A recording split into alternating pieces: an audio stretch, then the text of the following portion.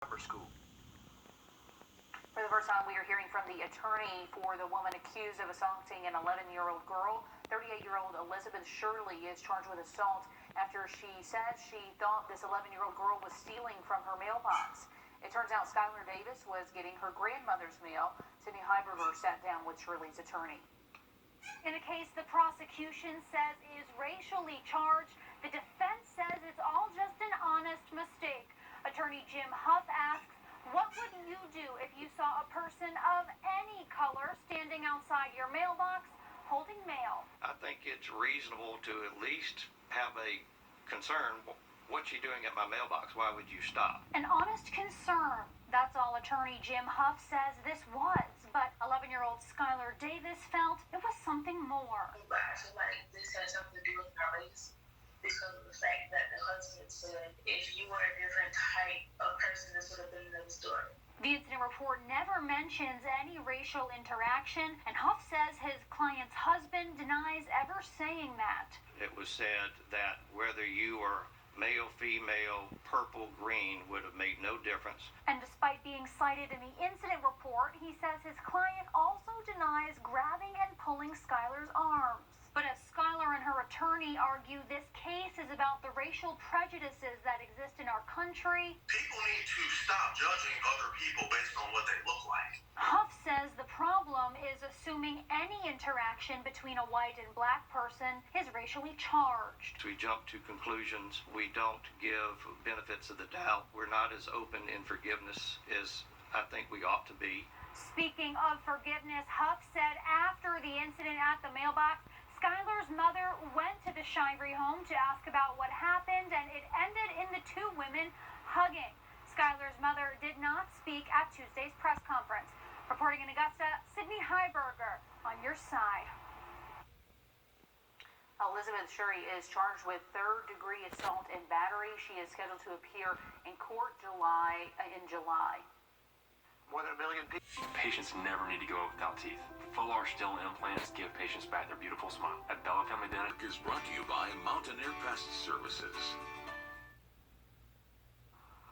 This family is happy as they can be, even though they've gone through so much in the last couple of months. Today they were recognized, and deservedly so. The family of 8 fell on hard times when the mother and father couldn't keep their essential jobs for fear of exposing one of their daughters who has asthma. So the 8 of them have been living off of one income, but now the oldest child, Michaela, is graduating from high school, and her mom says she is so proud. She's a very deserving young lady. She's worked very hard this school year. Well, not just this school year, but throughout her whole academic career, she's worked very hard. And it's very disheartening that COVID has come in and kind of shaken everything up. The family given that award along with $300 in cash. Michaela plans to go to Augusta University and study animation. She already has art displayed at the Atlanta airport, so the future looking bright for her. Congratulations. On your sideline, sports brought to you by the Hawk Law Group. Legendary college football coach and former Augusta resident Pat Dye is in an Atlanta hospital. He actually tested positive for the coronavirus a few weeks ago, but in the hospital for kidney-related issues. Dye played high school ball at Richmond Academy, won a state title with the Musketeers in 1956. Many regard him as the greatest Auburn football coach ever. He's now 80. His son is hoping Dye will be released from the hospital in the next day or two. Georgia High School League giving initial green light to start voluntary summer conditioning for student athletes starting June 8th. Still work to be done and guidelines to be followed. Starting the 8th, though, small group workouts can be held to get the kids back in shape while meeting those other guidelines. Also, Division II has approved cutting the number of games each school can play as a way to save some money.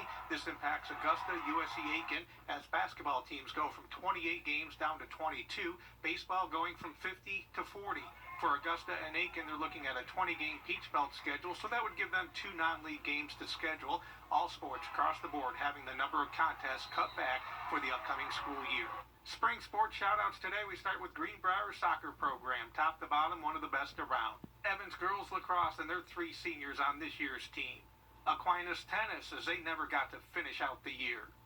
Rich Spring Minetta soccer, a good number of seniors having things end early. And Laney's golf and track and field squads. Usually in track, they have state title contenders. More sports at 11. See you later on.